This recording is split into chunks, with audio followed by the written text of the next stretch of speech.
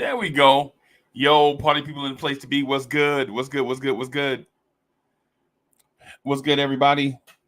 It's your main man, the number one chief, Rockin' Nix Universe, Uncle Freezy in the building, coming through, rocking and rolling. Seemed like I ain't been here in a minute. Man. But yeah, man. Good to see y'all. Good to be with y'all, of course. You already know the vibe. So just want to come through, talk about a couple things. Cowboy Bob is in the building. Salute. Let me do, you know what? Since Cowboy Bob right there, I ain't seen Cowboy Bob in a minute. Let me do.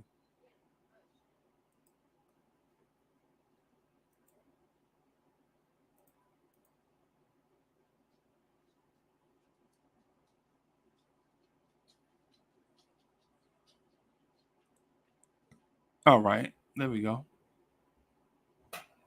All right. Yeah, man. So OG Anunoby may be back tonight. Everybody. I'm excited. I know y'all are excited.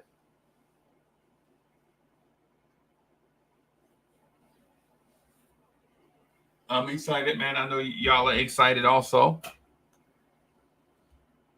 All right. So where do we begin? All right. So let's begin right here. A depleted Philadelphia 76ers team beat us Sunday evening, right? Our defense on them was immaculate. Their offense was trash, and they still found a way to beat the Knicks, right? And so don't want to peel back the layers on a game gone by unless it's relevant, right? But that game is relevant. Tyrese Maxey will be back tonight. So you got Tyrese Maxey coming back tonight. You got OG Anunoby is a game time decision. Cowboy Bob is in the building. What's good, sir? How you doing today? Man, I'm all right, man. I'm all right, Yeah, man. glad to hear. Man. Salute, chat. How y'all guys doing today? Yeah, man. King Ribby in the building. Salute King Ribby. Yeah. Got an uneven schedule, man. So you know, Yeah. I should have been on this morning, but I didn't know if I was gonna have the window to actually stay on for a couple of hours. I didn't want to jump on for like 15 or 20 minutes and then have to leave. So yeah, man. It's a lot going on, man. I've been saying about the Bogues, Trays, and Burks. It's just what I'm seeing in the future. It looks dangerous. Josh Hart, since the All-Star break, 40% from three. Like I didn't even know he could develop that, and the fact he did do that. Right. That moves like what we really need now. Because if you look at it, Josh Hart is a rebounding guard in my eyes, but the fact that he can shoot three so well, you might as well have him back up Dante and look for a wing defender to back up OG. Yeah. Like, because that the way this is looking and Precious is being the perfect backup for Randall, that's all we really need is just that wing. We can survive without the center, but the wing is what we need because that defense, it looks different with OGs there. But if we get a cheaper version of him, then we good. Right? Yeah, but tonight I don't want OG on the court, man. I don't want him on the court. I want him. I want him watching. I want him getting ready because that West Coast is where we really need him. I want to get back at Kuminga. I want to get back at those guys from the West Coast that took advantage of us when he was out. Houston. I want to go against the Nuggets with him. I want to do it. Okay. Because to me, it's gonna be right now. Yeah, Maxey comes back, but I think Maxey and Mets. Hey guys, what's up, man? I think Maxey and Brunson are just gonna go hand in hand. They're gonna go off. But the reason why we lost last game was the amount of threes we took. Half of our shots were 3-pointers, and we took 80 shots. So I was getting ready to strangle this team to death for playing such reckless hero ball out of the gate. And you could even see Josh Hart had 3 offensive rebounds, and out of the 3, 2 of them he kicked out and created a turnover. When he was down low, and that's all we did the first quarter, like the first 10 to 12 plays, you could even see we were 1 for 10 at one point for 3-pointers in the first quarter. Like, what are you doing? That's what I was saying. When Brunson came out in the third quarter, he was going downhill, looking for the ball, passing it. I was like, okay, that's what we need to be focusing on in the first quarter. Get everybody involved. And now Hartenstein's on a minute restriction. He should be getting like 7 to 8 points in the first 5 minutes. Just give him the ball, just to get him involved. I mean, I agree with that, Rob. What killed us last game was the overkill amount of 3-point hero ball. It was reckless. You watch the game, you track it, or you're at it live. You're begging this team to quit throwing them up. Every one of those threes seemed forced. Even ones that did hit were forced. And drive it into the hoop when you're in this situation. Don't go freaking hero ball all the time. And that's funny because everyone was saying we don't have offense, but yet still we could shoot 43s. Like, we have offense. We just have to stick to a plan. For me, I think these guys are playing outside of their zone. So, yes, it's uneven because backups are playing starting minutes. But for me, stick to the downhill, get those 3-pointers. If we're going to take 80 shots, 30 of them should be 3-pointers. We do have the capability of shooting threes. Don't take that away from us. But incorporate it in when we're off, when we're 1 for 10, no more threes. Should be like 6 or 7 plays down low, fouls, all of that, then come back with the threes. Exactly. I mean, I get you said you don't want OG back tonight. I say we do need him back tonight, and we should put him back on the court tonight. Okay. Where do you vote, Freezy? Yeah, I want OG back tonight. He's like, I'm tired of this. It's back and forth. No. It's as simple as if you have your best play, you got to play your best players. Yeah. And we haven't been doing that for the better part of almost 2 months now. Right. Plus, iHeart's hurt too, so you might as well start OG if he's available now. Right. Yeah, and then plus also, would love to see what a combination of Precious Achua and OG Anunoby on the perimeter defending, what that would look like. I think that would look like a sci-fi movie almost. You know, when guys are going out, you know what I'm saying, protecting the palace or whatever. So yeah. Oh, wait a Luke minute. Skywalker Visions is in the building. Salute. And Jet Life for Life is in the building. We Salute. lead the series 2-1, right? Yes. We definitely got to win tonight. Lose this and to split. It would basically be deja vu of the 2021-2022 series. We beat them both games at home, but they at their home house, and they beat us both games at our house. Right. Yeah. So yeah, start OG. I'll take that back. Start OG. Thank you. Yeah. And the I think the dynamic of the game will be different. I don't think you'll see a Knicks team look that bad offensively in back-to-back games against an injury-depleted team like Philadelphia. I honestly want to chalk it up to being a one-off, right? I don't want to think our offense all of a sudden has gone in the tank at the most inopportune time. I want to mark it off as getting too arrogant, too incompetent, and basically going overkill, trying to say the whole "who's your hero" mantra last game out, and it blew up in the team's face. Everyone knows that kind of crap should be done in moderation, not in excess. Right. And also with the high pace of what we were saying with the 3 ball, we've been creating a lot of turnovers as well. 19 turnovers, if I remember from last game. So I counted 20. Oh, it was 20, my fault.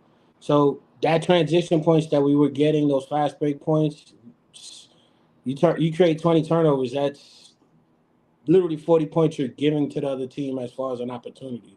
You may not make 40 points, but that's 20 shots you're giving to the other team that we could have used, and we only lost by 6. That's why I said we're a good team with what we have. I don't agree with the Bogues trade because it's not helping us now.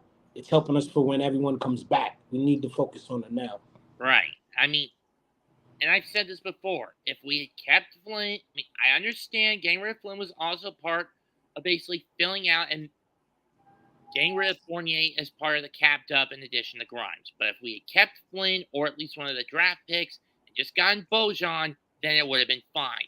Adding Burks made things worse. Mm. They ain't gonna have no argument for me. Because when Burks was in Detroit, he could be the floor general, the guy who would call the plays, the vet who would help the young guys like a Derlin, like Cunningham, and so forth. But in New York, he's not able to do that, and it's basically gotten to a point where he's gone into a mode where he's left scrambling. Right. And when he's left scrambling, the whole team is left scrambling when he's on the court. Right. Okay. Yeah, man. I'm excited about tonight's game for sure. And in a sense of I think it's giving us the feeling of the thing we've been waiting for so long is finally coming to fruition. We've been told to be paid. And listen, and we don't have to. Everybody has their own opinion, right? But when OG Anunoby and Julius Randle got hurt, I theoretically panicked, not in real life panic, but in theory, I panicked about this season because I felt like a team with a small margin for error can't have injuries happen to their best players because we don't have a Jason Tatum, we don't have a Jaylen Brown, we don't have a Giannis. If our motto, if our mantra is strength in numbers, when those numbers are reduced, that means our strength is reduced also, right? And so it's kind of like that thing, death from 1,000 paper cuts. Well, when you reduce it to 2 paper cuts, there is no death in 2 paper cuts, right? So the fact that OG is coming back and it seems like, or giving us the appearance that we're going to get healthy and be able to um, um, provide the fire ant theory, right? Where one ant probably can't beat a grasshopper by himself, but when when it's the whole colony of ants against that one grasshopper, it's more of a likelihood that the ants will win. And that's what since we don't have anything, and no knock on Brunson because he's a great player, and no knock on Randall and OG and Anunoby, right? But teams that don't have a LeBron or a LeBron in his prime type guy, or a team like a teams like us that don't have a Jokic, or even a Jimmy Butler, or if somebody is how Jimmy Butler was in the playoffs last year. Yeah, Guitar Jimmy or whatever they call him, whatever his name was. They called him by Nightmare Jimmy or something. Yeah. I agree with you. And plus, it kind of gets us back into getting into a nice little groove. No need to point at Burks. Dude will be situation any moment now. Salute Knicks fans. Thanks, Ivory 10, for the contribution. But we have to point Burks because he's wasting a roster spot. Like, I mean, right now, would you rather have Flynn? Would you rather have Gillian Hayes? Would you rather have for me, I'd rather have anybody but Burke because for what he knows and what he's capable of doing, it's not showing. And it's not fair for him to be here. If we could get rid of Grimes, we could get rid of IQ and everybody and trim the fat, then we got to hold him just as accountable as well. Right. And plus, OG coming back, that does lessen up the actual problem with the rotations. Because now we get a guy who we know we can get 25 minutes, 28 good solid minutes, and we could rotate him into where some of the minutes that are being used for other players get, messed up, like balanced out even better. Like McBride may get more minutes, Josh Hart may rest. Like it'll help us out better. Okay. All right. Yeah. I'm in that in that group of Knicks fans that is gonna. I would prefer just to be more patient. What do you have? Like, what do you have? The dudes on the roster for the rest of the year anyway. Yeah. right? So instead of throwing him away, like for instance, did Alec Burks lose us that game against Philadelphia, No. or did, because Deuce McBride didn't do anything in that game either, and we Yeah. hadn't even said his name, Yeah. right? And I like Deuce, but the thing is, I don't want to do the selective blame thing. In my opinion, I think there's selective blame going around. Like, we just pick a guy we don't like and then blame him for everything. I don't know if that's fair. You know what I'm saying? I know Burks is struggling offensively since he's been here. And he's been here for a while now, man. Burks has been here for about a month. Mm-hmm. Right? Don't seem like it. Maybe a month or more. What's today? The 12th? So he's been here more than a month. So his shot should be like, Alec Burks, what are you doing? But at the same time, guys go through shooting slumps, man, and you gotta kind of be patient with them as they work their way through it. Yeah. It's also coming from Detroit, where he was the main guy. Like, he was number 1 and number 2 in Detroit. Now he's coming in. He's a backup, So, yeah. I see what you're saying. The transition ain't the same. Salute to my guy Rel from We Talk Mavs, man. Make sure y'all check out We Talk Mavs, man. Part of the brotherhood. Those my boys over there, man. I check them out. Everything that they do. We Talk Mavs TV. I think it's We Talk Mavs. Just We Talk Mavs, and it's him and King Kai. He and King Kai, and I think they have another joint on where they have others on too. I think it's Playback TV. But I also check out Cause We Geek. That's also fire for those that are interested in Marvel type stuff or comic book stuff.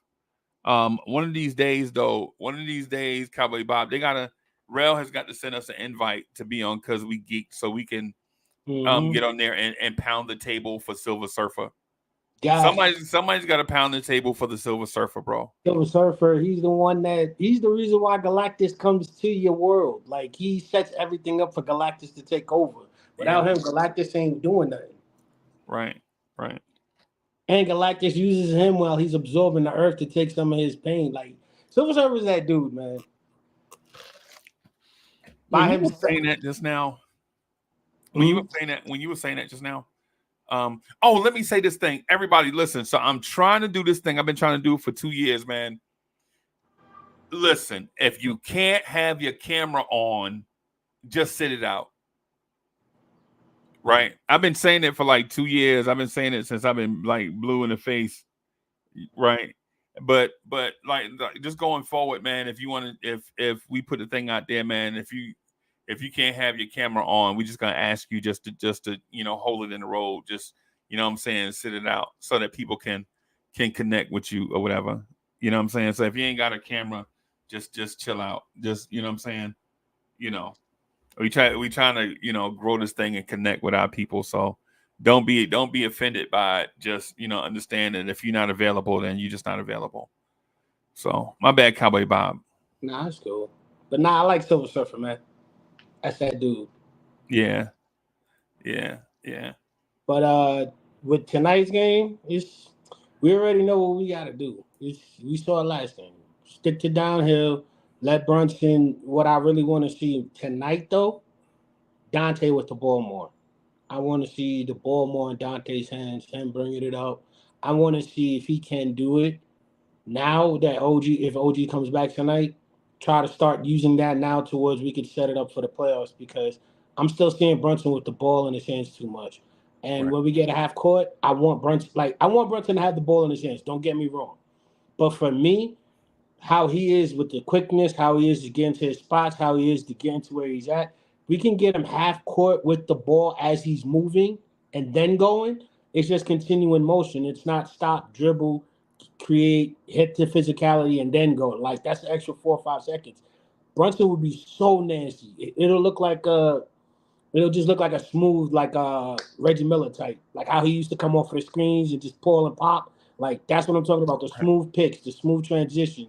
And I want to see if Dante can facilitate the ball. Because if not, next season we're going to need to look for one. Okay. Because like I said, with Hart stepping up with 40% from 3, like, I know it's only to have the All-Star break he's doing this, but I didn't even know he could do that. So for me, keep going with it because he added that to his game. I'm not saying he's going to shoot 40% for his career.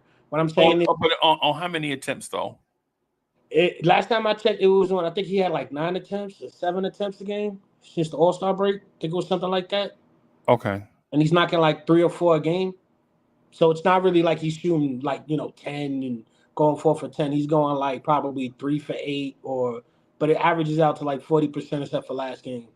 So he's not really shooting a whole heap. But what I'm saying is the fact that he could go 2 for 5, 3 for 7. That's pretty good if he's coming off the bench backing up. So let's keep that let's keep that in his bag. Plus he can rebound. He's good on defense. Right. And he also ball handles as well, so he can help McBride. So him adding this 3-point is now opening up a new spot for where the Knicks need to worry about the perimeter defender. That's why I keep saying we got to get a backup for OG.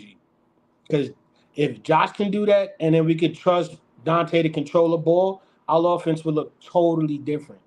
Because I'm sorry, we're gonna have 3 guys off the bench that can score 40. I mean, that hit 40% from 3. That's crazy. Right. Mm-hmm. Right. But yeah, man. So I looked at the number. His so he is shooting 40%, like you said, on 2.7. I'm sorry, on 5.9 attempts per game, like you mentioned. Right. His free throw number, though, 58%. That's odd. That's odd, even for Josh Hart. That's odd, man. Well, it's but to the point though that you're making, if this is who he is after the break, then I think we should probably embrace it, maybe not force it, let it be organic. Mm-hmm. Right. But how long are we thinking that we can get this 40% 3-point shooting from Josh Hart, knowing how many minutes that he's playing right now? That's a catch. And it's just something to be concerned about. I'm not complaining. I'm saying this is a concern. Like, is this just a good shooting stretch? And if it is, I say go with it until it turns into something different. Mm-hmm. That's what I'm saying. And it looks good because he already gives you defense and he rebounds. And he controls the offense already. So him adding a 3-point, now he has offense. It makes him a better threat for us. I'm not saying it's going to be consistent. I can see it being like 35 at the end of the season. But during this stretch, him adding it to when we need it, that's impressive. And same thing with Precious. Once I talked to you about Precious the first time, I was like, I don't know who Precious is, maybe him and Flint. And he was like, yo, Precious is good. I have nothing to say bad about him. So I think we cooking with grease, man. We just got to be patient. As far as you want to add something? Okay, bro. Yeah, I was gonna say that the way this may play out. I mean, now that Josh is back on the bench, where he essentially belongs, unless you stick him in the 2-guard slot, because let's face it, Dante's been unbearably sloppy lately.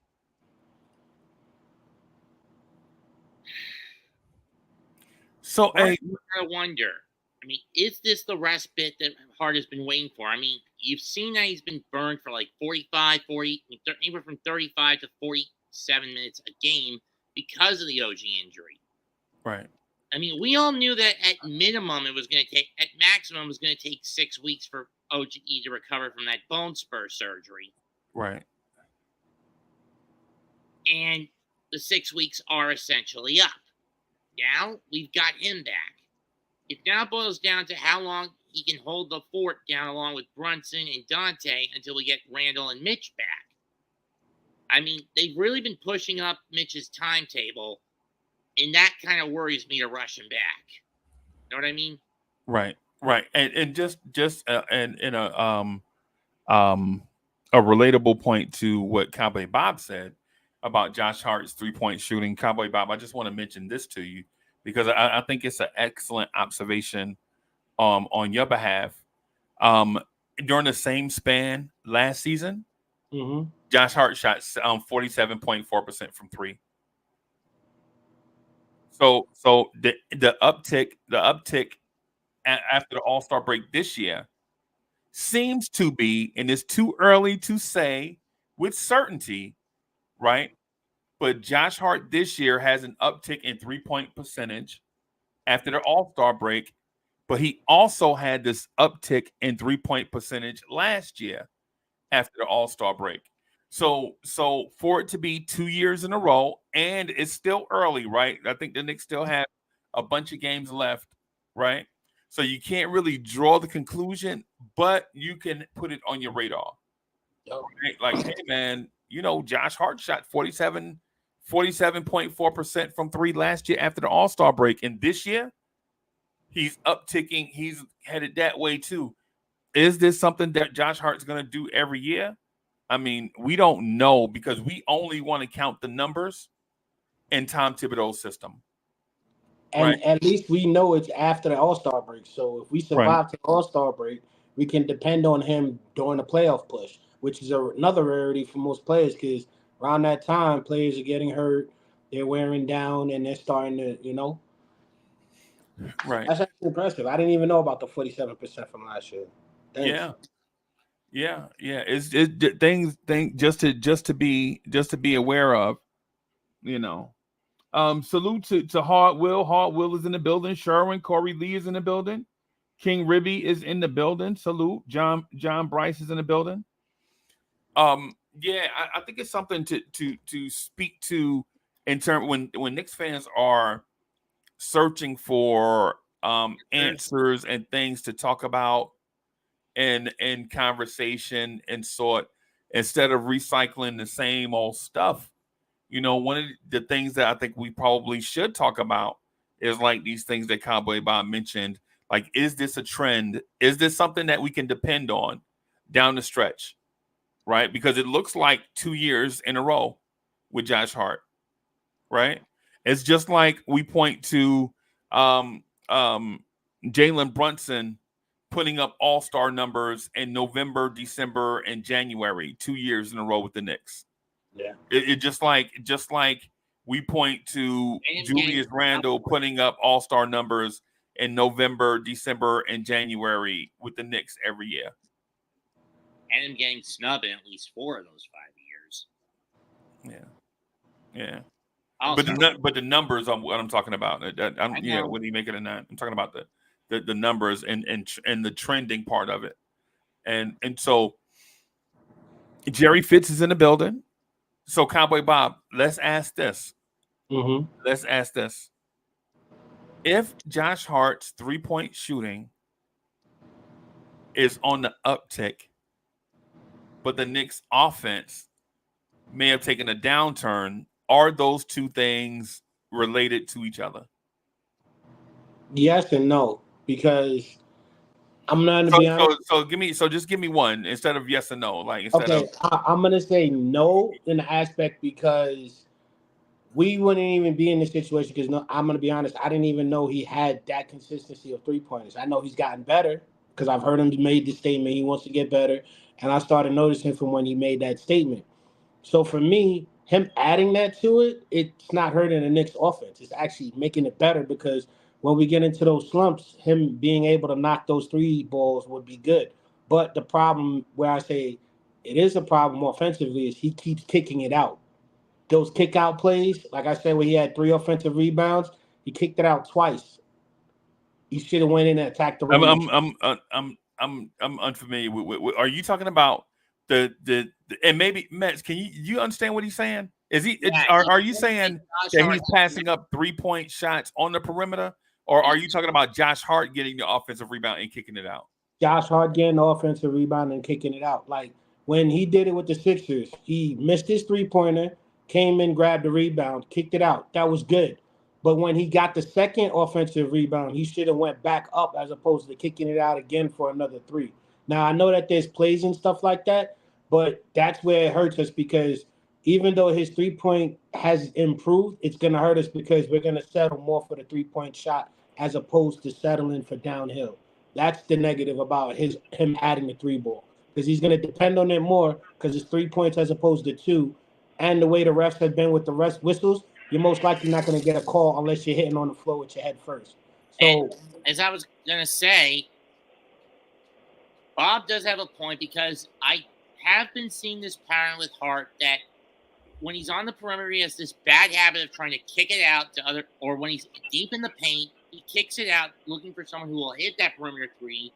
But instead, he chucks it out of bounds. It gets picked, and it turns into fast break points for the opposition, or a combination of both. Is that what you're trying to say, Cowboy Bob? So the question is about his decision making with the basketball, Yes. or the fact that he's just not a playmaker. It's his decision making with the basketball, because now that you added the 3-point shot, you can decide to take the shot or pass it out, because now you've proven not just to your teammates that you can knock the shot down. Because I've seen several times when we were down by 6 to 8, Josh Hart 3, Josh Hart come down 5 points. I'm like, wait, where's he coming from? He has that in him. He needs to learn how to use it correctly. That's why I said him and Dante need to have more plays where they control the ball. So him adding the 3-point game is going to hurt our offense in the aspect of his playmaking. But it gives us as a team core, if the ball's not in his hands, it's an advantage. Okay. In other words, it's the double-edged sword argument. Yeah. It's like, we love you on the court because you rebound 15, 20 rebounds, but you can't score. Now that you can score, you see? Now you got to play make. That may take away from the rebound. That may take away from the defense. You got to figure that out. And Danny, what's good, man? Yo, good afternoon, guys. How you doing? What's up, Mets? Bob? Man, what's that? You in a limousine? No, I just left work. I'm sitting in my car. I'm waiting for somebody. Oh, okay. How you doing, brother? Pretty good. How you guys doing? What's up, Freezy? Good, man. How's the family? Family's great, man. Things good. Good, man. I was thinking about trying to make my way up to the city this summer to come see y'all, man. That'd be nice, man. Let me know. You like steak? Oh yeah. Maybe we can get a steak dinner or something. Yeah. Yeah, man. Let me know. Yeah, man. Yeah, but it'll probably be a lot of us though. If we're able to do it. It's got a lot of. If we can't, it won't be because my heart's not in it. It'll be because my wallet won't let me. You know what I'm saying? You know what I mean? No. I got you. So here's the thing. So you heard Mets and you heard what Cowboy Bob had to say about Josh Hart, right? Here's my question for you, and it's gonna sound like a shot, but it's not really a shot at anybody. Why is it that Knicks fans in general don't understand that being a great all-around player is hard? Is it because we've been spoiled with too many of them? Yeah. Okay. Yeah, because you know how it's like M&M's, like you don't really like appreciate how good peanut M&Ms are because in the bag you get so many, right? you know what I mean? So, but when you're in Afghanistan, you miss them peanut M&Ms. Yeah. Oh yeah. You know what I mean? Bro, and no lie, I was in the desert, bro. No lie, hand to the man. I was in the desert and somebody gave me an ice cold Capri Sun. You remember the Capri Sun in a silver pouch? Yeah. Yeah, those are good. And I was trying to and I was so excited to get a Capri Sun, bro. I couldn't get the straw in the you know what I'm talking about, the little hole that they put it in the jam pouch. it in, poke it in, yeah. Yeah, I couldn't. You maybe you'll poke your finger instead. You just probably it took me like 3 minutes drinking. to get it in there, bro. Because in the desert, all I was drinking is water. Yeah, of right? course. And so I got a Capri Sun, bro. And the thing about it is, once I finally tasted it, it was like ambrosia on my tongue. Yeah.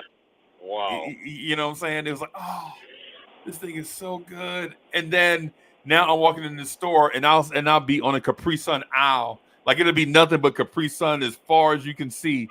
You're like, whatever. Where's the water at? Yeah, exactly. Yeah, bro. It's like Capri Sun is OG coming back. Whoo, this tastes good. Right. And so I guess what I'm asking is or I guess what I want to say is I'm asking and want to say at the same time, which is weird, but I'm not perfect, man. So y'all bear with me, man. When it comes to our players, I think we ask a lot of them, bordering on asking too much from them. Right? Like what I just heard from Mets and Cowboy Bob about Josh Hart. I understand where they're coming from, and it's a legit conversation, right? But I'm thinking, are we asking too much from a role player to ask him to be a scorer, a defender, a playmaker, and a 3-point shooter? Not really. Okay. He's playing. I'm happy with him. I mean, he'll take some bad shot here and there, but the guy's Yeah. giving 110% out there. All the time. You know, I don't mind. All the time. That man plays hard, bro. He does, yeah. Yeah, I man. know Oh, Dre's man. killing you. I know it's killing you, Dre. Sorry. Yeah. I'm asking the question because I understand where they're coming from, but I'm on the opposite side of it. But what they're saying is so compelling. It's like kind of drawing me towards the middle, and more like convincing me that maybe what they're saying is more right than what I had been believing before the conversation started. You know what I mean? And so in my mind, I'm like, hey man, these dudes are role players. Role players are generally good at one or two things, right? And I think part of what I may have to understand is maybe these dudes could do all that stuff before, but they only went into a role because that's what they were asked to do. So maybe they have the talent and the skills to do it, but they sacrificed that just to play a role for the team that they're with. Of course. Yeah, I agree about that. just something for me to think about, man. I don't know how I necessarily feel about asking them to do more stuff, like asking Josh Hart to be more of a offensive hub playmaker. You know what I'm saying? And then be the fast break starter, right? Like legit. Even so, he'll do Draymond Green type stuff, like an undersized guy going in doing big. Like for instance, when we see Draymond Green, bro, legit, Draymond Green is 6'6", man. That's it. Draymond Green's not 6'8", he's not 6'7". 6'6"? Yeah, Draymond Green is 6'6", right? But you see him play center. You see him be the offensive hub on offense. You see him guarding the other team's best guy. You see him facilitating to Steph and Clay. But even in Draymond Green's greatness, even in his prime years, Draymond Green wasn't a scorer. No. You know what I'm saying? So even everything else, you know. Yeah, even in his greatness, there were still certain things that he just couldn't do, right? And I think and the thing with Josh Hart, who is doing similar stuff for us, Josh Hart is not playing center for us, but at times he'll play power forward for us, right? And he'll do all those things that Draymond do, not at the same level, right? Not at the same level, but what I'm saying is be the Swiss Army knife, do it all guy, can do multiple things, can dribble, pass, and shoot, defend, rebound, all these types of things. And I'm thinking to myself, if he's doing all of that stuff already, is it fair to ask him to do more?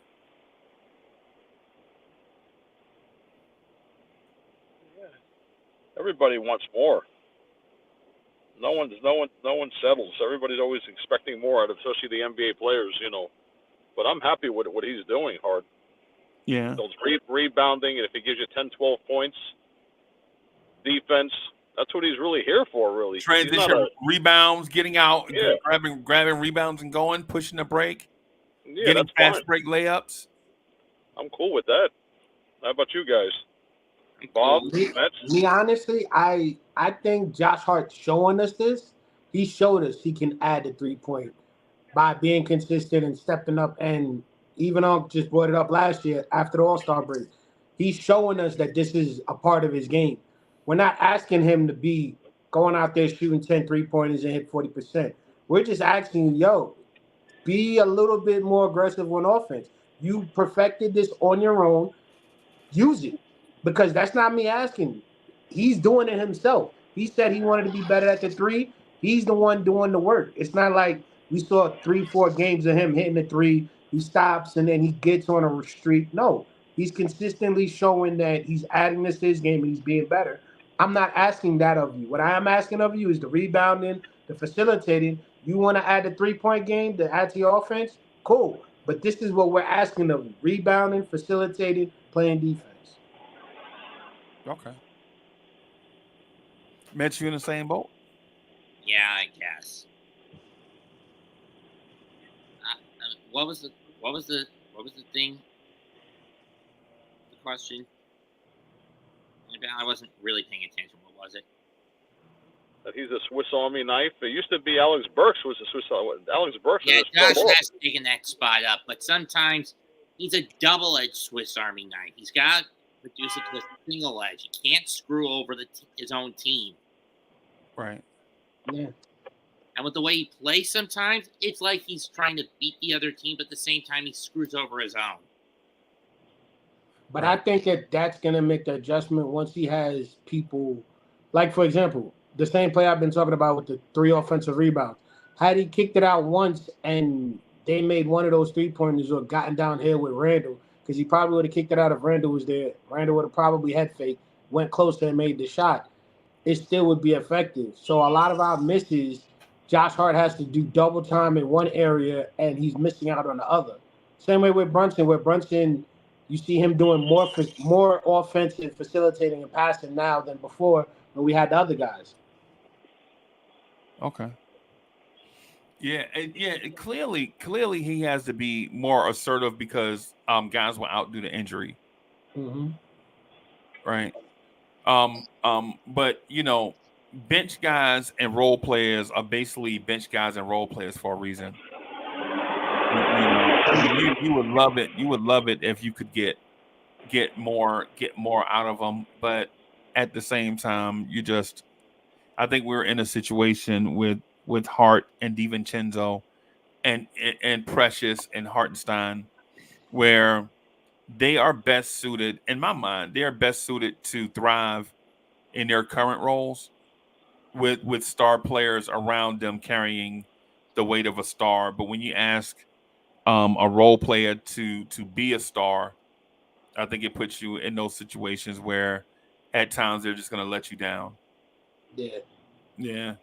Because if you look at anybody else, look at Bogues. If you look at anybody else we have, even Sims, he's flaky still. McBride on and off. Like a lot of the guys we asked him to step up with more minutes.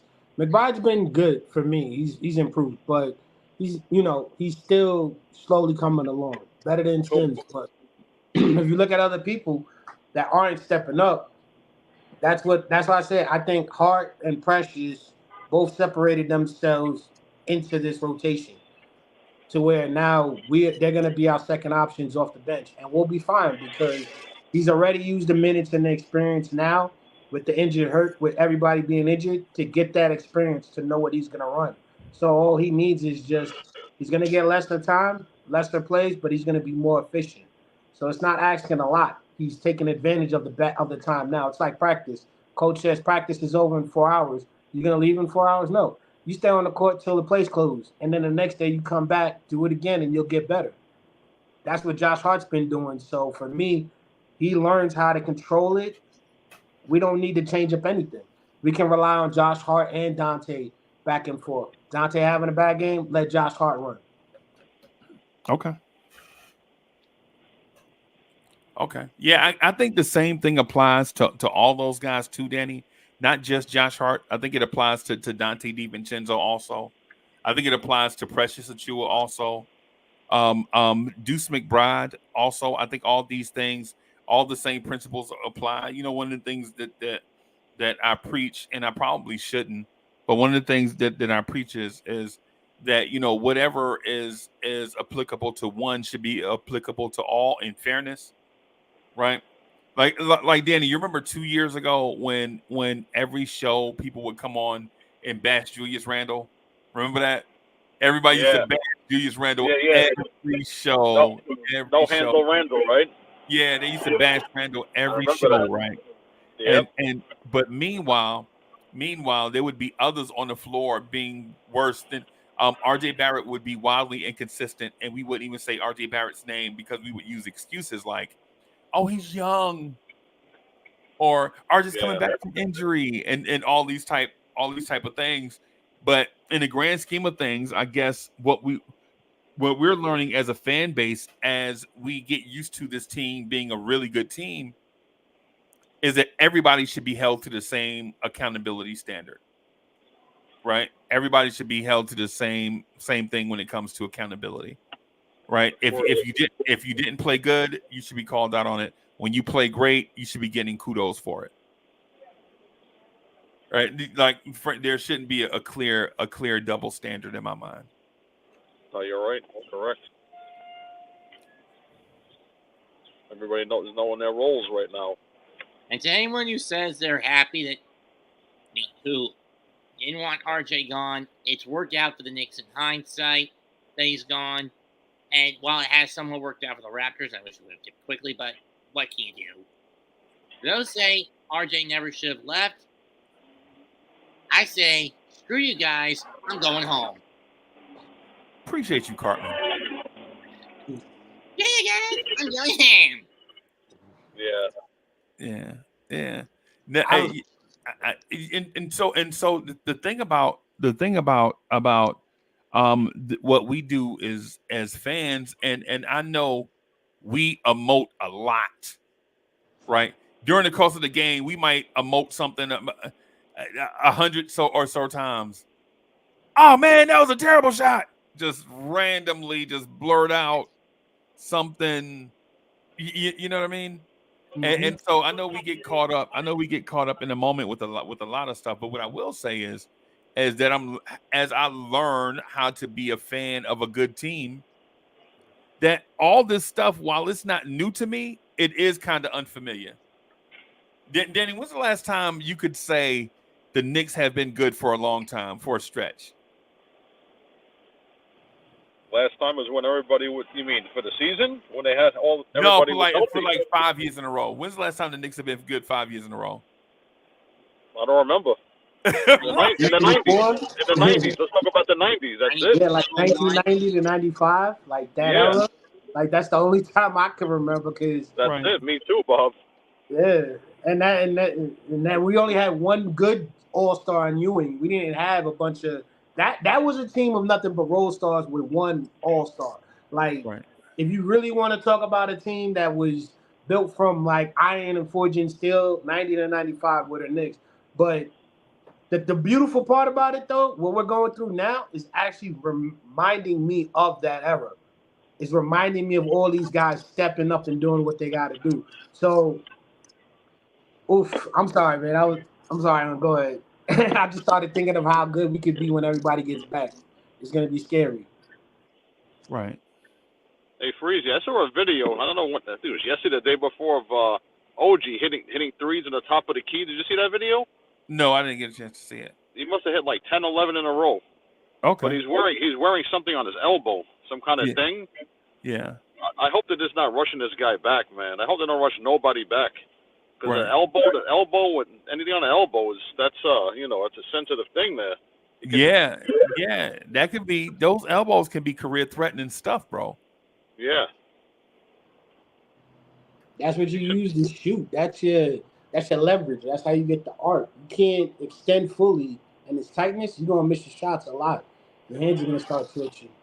But his shot looked okay though. They're all swishes, and they were on top of the key, a little bit higher up. And they're all nice shots, but the thing that scared me always that thing on his elbow that he's wearing. Right. Yeah, because once you get physical, it's a different thing. I'm sorry, Cowboy. Go ahead, bro. No, I was gonna say once the physicality starts, we're gonna really see how that elbow is. That's what scares me. Because if he's wearing a brace now, that's kind of like if he wasn't wearing a brace and he's practicing, I'd feel more confident. Right. Okay. The question I had for y'all, just real quick, is what do you expect this team to accomplish fully healthy? I have a follow-up question to that, but I have to ask this question first. What do y'all fully healthy? What do y'all expect from this team? ECF. Agreed. Everything runs through Boston. They're the number one team right now.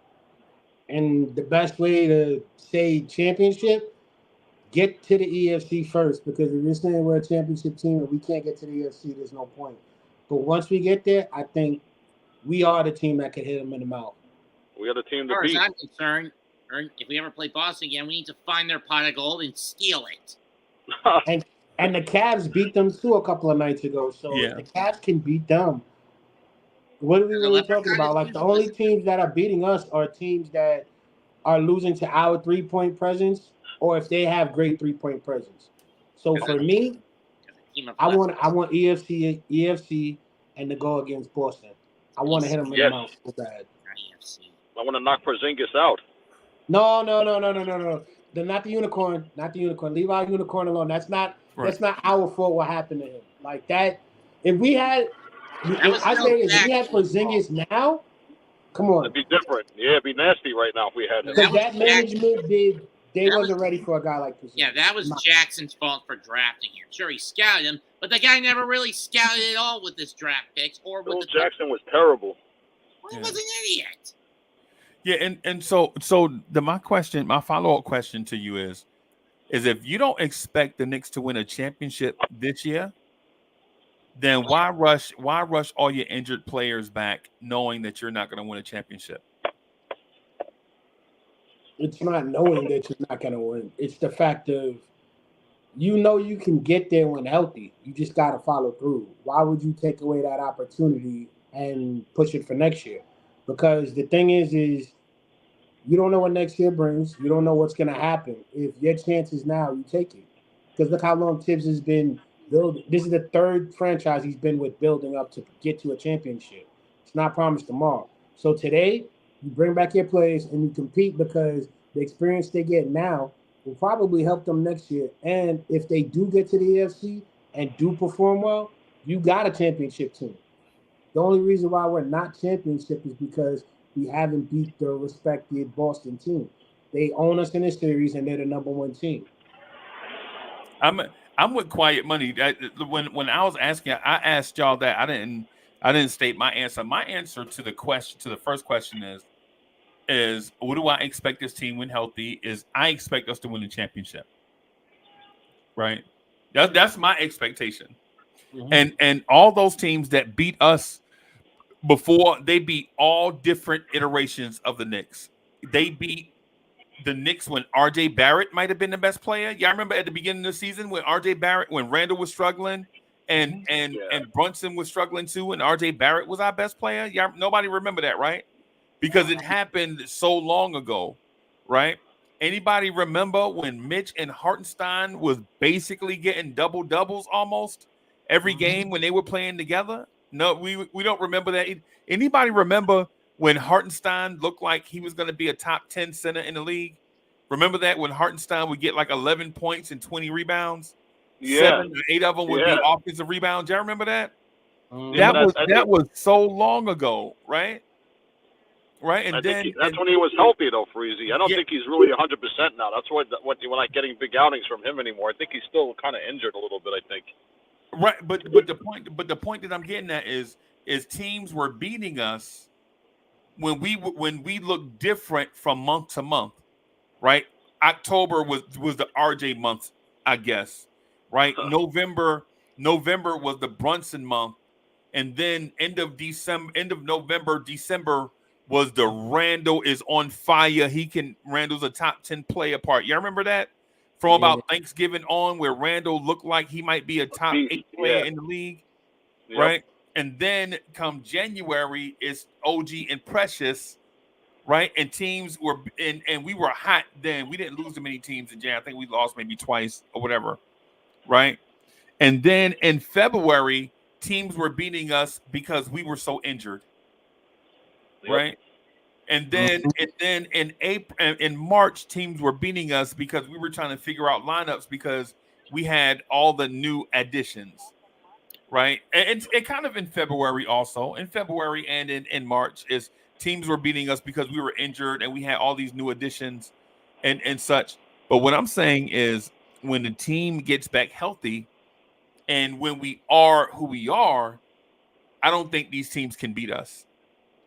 They beat No, us no, in you're right. all types of iterations, right? Like they beat us they beat the Grimes and RJ iteration. They beat the Brunson is on fire iteration. They beat the Randall is in the MVP conversation iteration. They beat they beat us when all the injuries started piling up.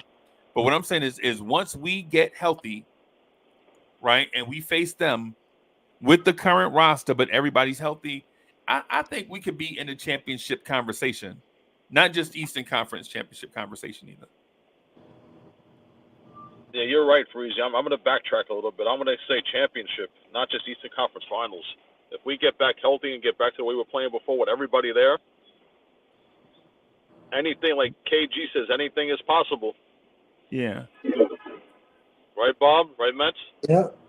I, Yeah. I still say EFC because I'm sorry, it's nothing about Boston. It's I have to see. I haven't gauged enough games with this team healthy for me to actually be where you guys are at. I need to see at least 10 games with OG Precious.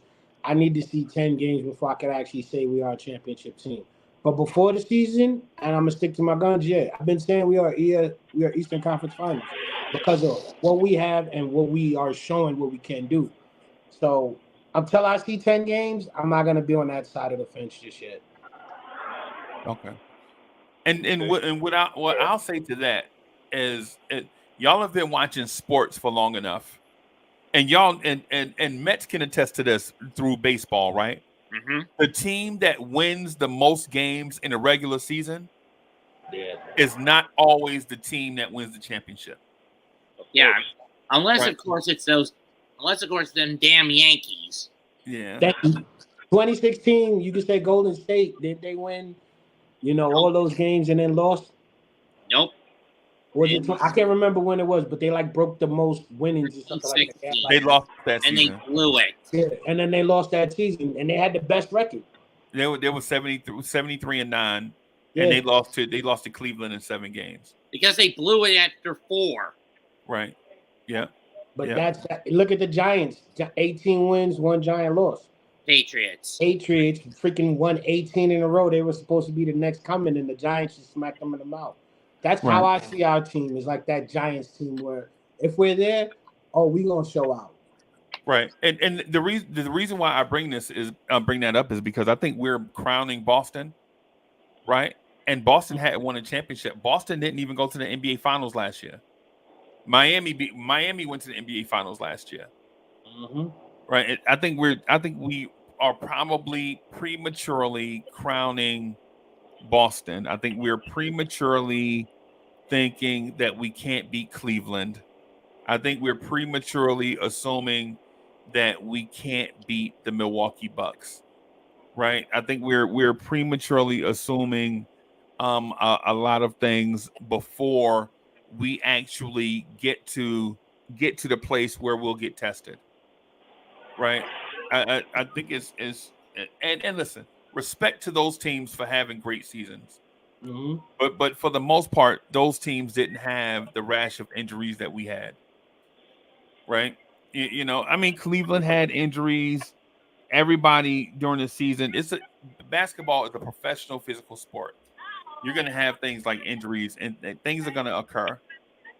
Right? But my thing is before we say what this team can't do, I think we should be mindful that the Miami Heat last year made the NBA Finals, and they didn't look like a championship team during the regular season last year. And I know Miami didn't win a chip, but I think everybody understands where I'm coming from. I also like the fact that we right now are seeing what our bench players are capable of under pressure situations because them playing more minutes, them playing back-to-back games and being in high demand, we have a better look at our bench than we do when our role players come back, and that's scary. That's what makes us a championship team in my eyes, is that bench. Because they've been test proven since after January. They're battling, and when it comes playoff times where it's a series of 7 games, it's not as much hard or competitive. They just gonna be hungry. They're going to be starving. Yeah, they're gonna be like, give me that, and it's gonna Yeah. look pretty. And you know how Randall's gonna come in with his little flexing. Josh Hart gonna mimic him. Oh yeah, he's going to go off, Randall, when he comes back. And then once that starts going, you can't stop Randall when he's downhill like that. And once he gets going and everybody feeds off of that, it's like Super Saiyan fusing together, like Vegeta and Goku. It's gonna be an unstoppable. Man, what force. you know about Fujita and Goku, bro? Man, I'm Vegeta, man. In my life, I'm Vegeta. I'm always mad. Oh, But no, man. Well, that's hey, why I say like we're good. well, all right, everybody. I'm gonna get out of here, get ready for the game, wrap this day up. Thank y'all, everybody, for rocking Go New Thank York, you, go New Breezy. York, coming go. through. So we'll Thank you, probably, guys. Mets, hey, Mr. Bob. no doubt. Hey, thank you, everybody, for rocking with us, man. We'll holler at y'all later. Peace. All right, thank you, guys. Peace, everybody. Peace out. Later, Freezy.